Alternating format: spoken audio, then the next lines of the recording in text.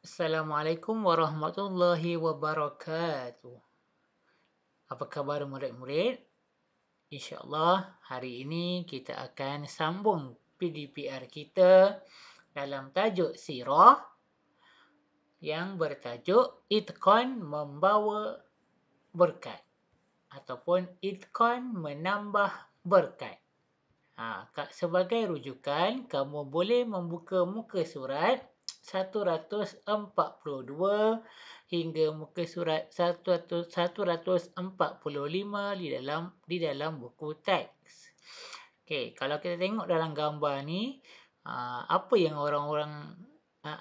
orang ramai buat ni di Sabah Padi ni? Mereka bekerja menanam padi. Bersungguh-sungguh nak menanam padi. Baiklah, mari kita mulakan. Objektif pembelajaran.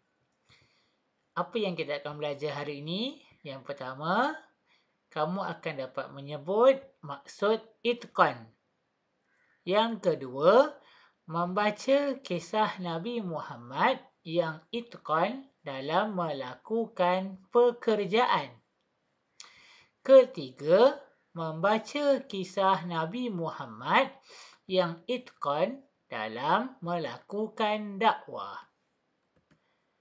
Baiklah murid-murid, kita lihat maksud itqan.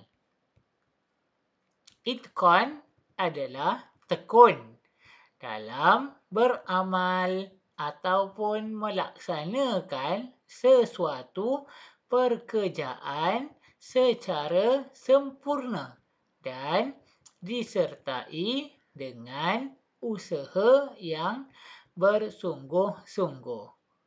Okey, cuba kamu pula baca.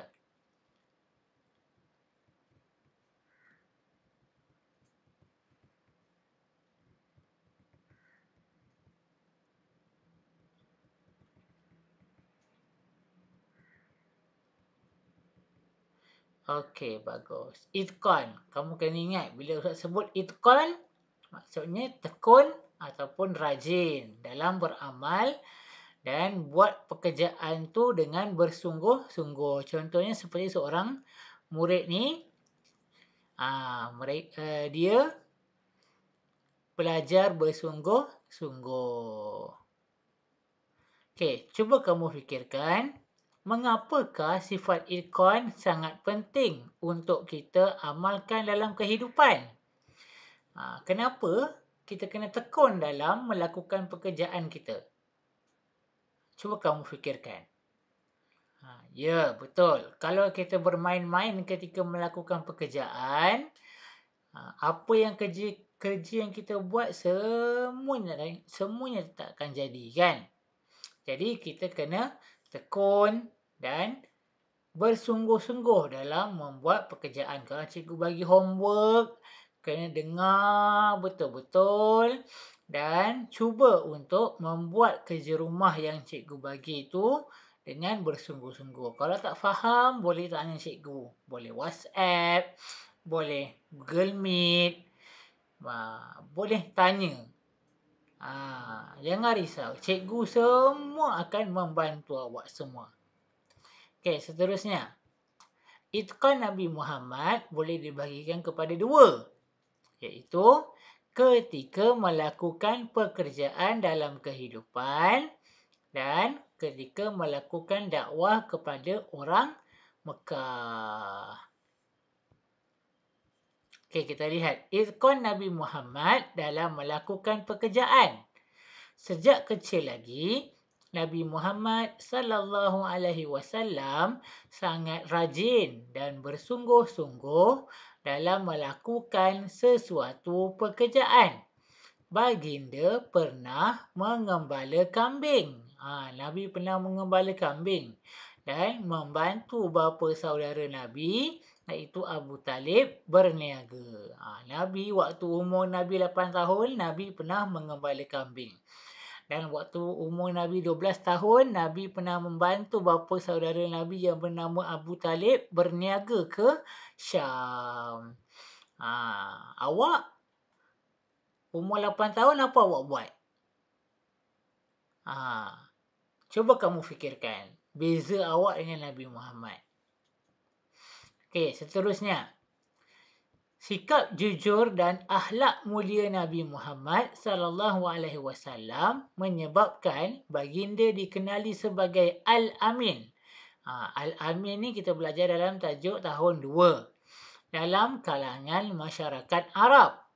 Sehinggalah seorang hartawan yang bernama Khadijah binti Khuwailid meminta baginda membawa barang dagangan ke Syam untuk diniagakan. Waktu Nabi berumur 20 tahun, Nabi ni sangat terkenal dengan sifat jujur dan bersungguh-sungguh. Jadi, seorang hartawan yang bernama Khadijah binti Khuwailid offer dekat Nabi, "Wahai Muhammad, boleh tak bawakan barang-barang dagangan saya dan jual dekat Syam?" Jadi Nabi pun tolonglah jualkan. Bila Nabi menjual, Nabi pun dapat keuntungan sebab sifat jujur dan akhlak mulia Nabi Muhammad. Sifat itqan Nabi Muhammad dalam berniaga menghasilkan keuntungan yang lumayan. Jadi orang semua percaya dengan Nabi Muhammad sebab Nabi Muhammad ni jujur, bersungguh-sungguh, tak menipu orang. Jadi orang semua banyak beli barang dagangan dekat Nabi Muhammad. Jadi bila Nabi Muhammad balik ke Mekah, Nabi Muhammad membawa hasil yang lumayan dan diberikan kepada Khadijah binti Khuwailid. Sampaikan satu hari Khadijah binti Khuwailid pun berminat untuk melamar Nabi Muhammad untuk dijadikan suami. Maka mereka pun berkahwin. Khadijah dan Nabi Muhammad pun disatukan. Waktu tu Nabi Muhammad berkahwin dengan Siti Khadijah. Okey, baiklah. Itqan Nabi Muhammad dalam berdakwah. Abu Lahab ialah bapa saudara Nabi Muhammad. Tadi Abu Talib, ni Abu Lahab. Bapa saudara Nabi ada 10 orang ya. Tadi Abu Talib, ni Abu Lahab. Ialah bapa saudara Nabi Muhammad. Namun begitu, Abu Lahab dan isterinya sering menyakiti baginda agar berhenti berdakwah. Isteri Abu Lahab yang bernama Ummu Jamil sering menabur duri di jalan yang sering dilalui baginda. Abu Lahab dengan Ummu Jamil ni sering menyakiti Nabi Muhammad. Mereka tidak suka Nabi Muhammad berdakwah. Jadi Ummu Jamil ni dia menaburkan duri di sepanjang jalan Nabi Muhammad supaya sepanjang jalan yang dilalui oleh Nabi Muhammad. Okey, Abu Lahab pula pernah melemparkan sesuatu kepada Nabi Muhammad yang sedang berdakwah sehingga berdarah betis dan tumit baginda. Mereka sering menghina Nabi Muhammad di khalayak ramai dan melemparkan fitnah. Abu Lahab dengan isteri dia mencaci, menghina Nabi Muhammad di depan orang-orang Mekah semua. Tapi, namun begitu, segala usaha menyekat dakwah Nabi Muhammad adalah sia-sia. Baginda tetap itqan ataupun tekun dalam dan cekal menyampaikan dakwah sebagaimana yang diperintahkan oleh Allah Subhanahu wa taala. Tapi Nabi Muhammad tetap tekun menyampaikan dakwah sebagaimana yang Allah perintahkan.